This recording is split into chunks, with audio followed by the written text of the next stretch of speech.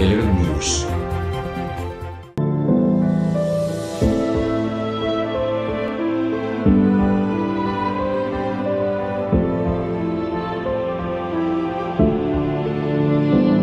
आज कायद-ए-आवाम शहीद जुल्फकार अली भुट्टो के छोटे साहबजादे शहीद कामरेड शाहनवाज भुट्टो की 36वीं बरसी नोडेरो हाउस में पीपी की जानिब से निहायत अकीदत व एहतराम से मनाई गई। आज सुबह 9 बजे कुरान पाक की तिलावत का एहतमाम किया गया, जिसमें पीपी लाड़काना के district president MNA Khurshid Ahmed Junejo, city के सदर सैयद अरशद अली शाह राशदी, लाला नजर मोहम्मद पठान, इमरान हसन जतोई, खैर मोहम्मद शेख, निसार मोहम्मद मुराद भुट्टो, गुलाम अब्बास धोकी, गुलाम अब्बास शेख, महाराज दिलीप कुमार, सरफराज मीरानी, मंसूर अली सुमरो, आरिफ सुमरो, बशीर भुट्टो, मौलवी अब्दुल रशीद व दीगर कारकुनान और ओहदेदारान ने कसीर तादाद में शिरकत की, जबकि आखिर में खैरात का लंगर तकसीम करके दुआ मांगी गई। खलील अहमद मंगनेजो, 11 न्यूज, नोडेरो।